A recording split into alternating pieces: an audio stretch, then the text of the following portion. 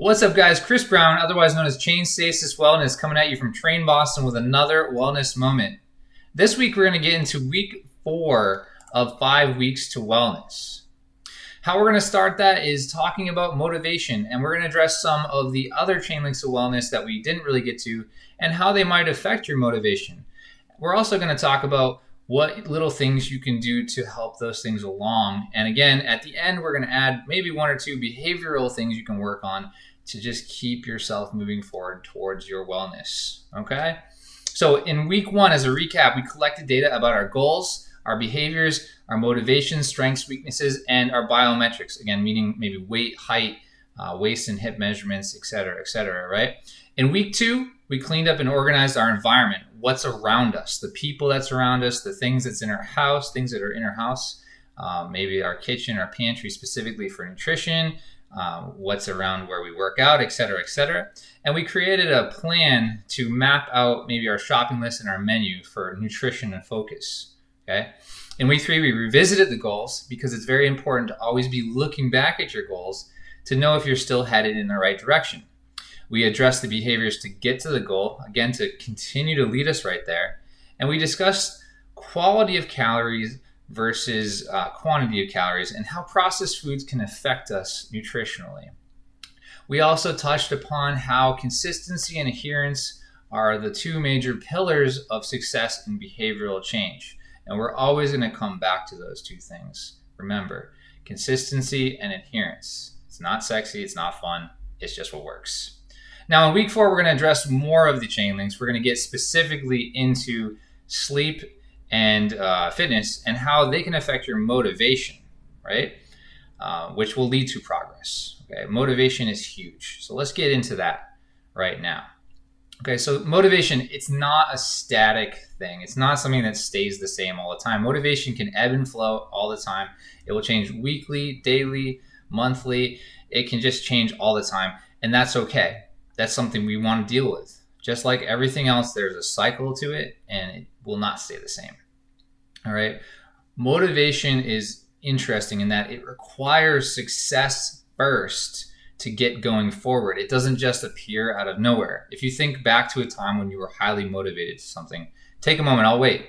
If you think about a time you were highly motivated, it was probably driven forward by seeing something cool or awesome.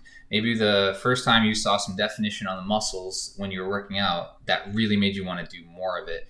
Maybe the first raise you got at your job that made you want to work even harder, or a compliment you got from someone else. Something like that, just that little bit of success, that little bit of pride that made you really want to go harder.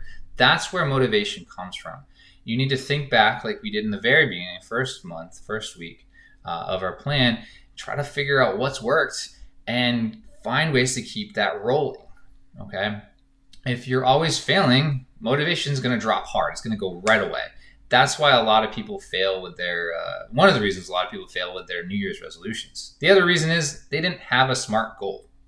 They had something they wanted that was driven extrinsically, maybe a desire to please somebody else. It maybe wasn't specific or measurable, attainable, relevant. We're not going to get too deep into SMART again. But the other reason is their motivation drops because it's too hard. There's not enough. There's not enough stones or stepping stones to get you forward and keep you rolling forward. All right. Motivation is also affected by HALT. Remember that acronym I've been talking about? To not go grocery shopping or do important things or make important decisions when you're hungry, angry, lonely, or tired, or in pain. I find that's a good one as well. Essentially, your emotional state being off will affect your motivation directly and quickly. So try to make sure you work on the other chain links of wellness to keep your emotional state steady, right? The thing about motivation, one of the biggest things you can do to influence it or leverage it is be around people who are your peers and are like-minded. We are the most motivated by our peers. And when I say peers, I mean people who are on a similar level of you. So the average Joe at the gym is not going to get motivated by a pro athlete, but they're also not going to get motivated by someone who's never worked out. You need to have somebody in a similar frame. Also, the same rings true for age groups. You ever notice somebody in their 60s doesn't often want to be trained by someone in their 20s? That happens a lot. Maybe they're intimidated. Maybe they just don't think they can attain what that 20-year-old has. It doesn't matter. It's not motivating to them. And the same rings true for almost everything. Finding a group of peers or one other person that you can lean on, I use the term emotional spotter a lot, is really, really helpful. Some people don't like being in groups. That's not motivating for them. Maybe they need one person and vice versa, right? So finding those peers, finding people to work with can be a really big thing to keep your motivation going. Remember, every chain link of wellness is influenced directly by the other, and they don't exist without each other. Okay, so nutrition often bounces off exercise, and one success in one chain link can help the other success in another. I find people often they see success in their workouts, and it makes them want to be better at their workouts. So they're like, "How can I get better?" Oh, nutrition, that's good.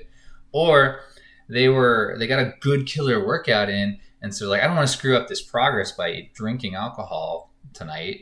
And so they just build on each other. And the same can go with friends. I just made a really good friend. They love working out. I need to be better at working out so I can spend more time with them. It's pretty simple to figure out how that works. Wellness is not linear. It's more like a web, right? It's ever-moving chain is how I like to say it. We can leverage one link in a better position to help the other link. Think of it that way. That's easy. So let's get into those two chain links. We were talking about fitness and sleep today. So if you haven't started an exercise plan, now's the time. Don't put it off. Don't start Monday. Don't start on the 1st of January. Start now. Let's figure it out. Most people, they start very well with strength being their first goal. The reason why this is strength changes happen very quickly. So again, you're seeing results. You're driving that motivation forward via how your strength goes up fast. You want to see results fast. If your goal is to lose fat, that doesn't happen very quickly, especially if you have a lot of body fat. It takes a while to get that going. So let's search for something tangible and useful. The other thing is strength can give you so many other things that people tend to want. For instance, bone mineral density. A lot of people need that, especially when they get a little bit older. That can be just, I don't want to be in pain anymore. Strength leads to less pain in the right areas. For instance, if your glutes and hamstrings and abs are stronger, you tend to have a lot less back pain, right? That is a high motivator for people. Pain demotivates you very quickly, right? We don't want that. Another thing is strength usually leads to muscle mass, which leads to fat burning. People tend to love that. It leads to athletic performance boosts. Sometimes you play sports or that just doing better at your sport's the only thing you care about. Tends to boost your confidence when you can move heavy things or you can do something longer than you thought you'd never be able to. That's huge. If your confidence is high, motivation is high. And it also helps with hormone production and regulation, which really helps boost your emotional state. If you've ever had an issue with your hormones, you can understand how that feels. Ladies, I know you know if you've had kids, I know you know how hormones affect your emotional state. You know. So, where to start? If you haven't done much at all, you don't want to do everything out of nowhere. People are always so gung-ho in the beginning. Like I've said before, make as little change possible to produce the most benefit. Changing too much too fast will kill your motivation really fast because you'll fail. It will really be bad. All right. If you're doing nothing, start with like 2 times a week. Stick to the basics. Don't do any flashy exercises. We're looking for those big compound exercises, squat, deadlift, maybe lat pull downs or low rows, dumbbell press, push-ups, that kind of stuff. Most bang for your buck. Pick 4 exercises. Maybe do 3 to 4 sets of 8 to 12 reps. And progressively overload it, meaning go heavier each time, try to beat your record every time for a little while. All right, you do not need to work out too much, right? If you're not going to the gym at all, going to the gym 5 days a week is not realistic, okay? Now, after a little while, after a few weeks in, once you got past that initial soreness bomb, then you can start adding another day or two. Maybe you want to look for a new plan. If you're more advanced. And if you are more advanced, perhaps you're just adding a 4th or 5th day. Maybe you're increasing intensity or volume of your workouts. Maybe you want a better plan. You can pay a trainer, a coach, or get an online program. Of course, Train Boston is always a great resource if you're near us. Perhaps your goal will even just need to be more specific or more of a challenge to you. All right, that's something you can do to progress your fitness. All right, keep it slow, keep it simple, keep it so it's easy to adhere to and easy to be consistent with. All right. Once you've addressed exercise, I would start thinking about your recovery. And the number one thing you can do to increase your recovery is get better sleep. Now, growth and progress always comes not when you're training, but after training. For instance, in fitness, when we exercise, we actually break down muscle tissue and then we repair it, and that's when growth happens. Things get thicker, things get bigger, right? And you become stronger. Your nervous system learns from that damage, from that usage, and it just works better. It functions in a lot better of a way, which means strength, right? It means size, it means tone, whatever you're looking for. Fat burning, metabolism gets better. Okay, so it's not happening during the training. So I often see people who are not overtrained, but they're under recovered. They're overly stressed from work. They're overly stressed from their family. They can't handle the recovery from their workouts because there's too many stressors from all over the damn place, right? So they're under recovered, even though they don't have overtraining syndrome. Most of us will never have OTS. OTS is like Olympian level of stress, and it is an actual real problem that people deal with, but it's way worse than most people will ever deal with. Are you training 8 times a week? No, you probably aren't getting OTS, okay? But you might be under recovered, and the best way we can do that to fix that is sleep. Let's work on that sleep. So if you don't wake up refreshed, you get tired early in your day, you rely on caffeine to just get through your day, you wake up with a sore throat, dry mouth, cough, congestion, you have acid reflux kind of issues, or you wake up multiple times in the middle of the night, you probably have been leaving some results on the table as far as your recovery goes.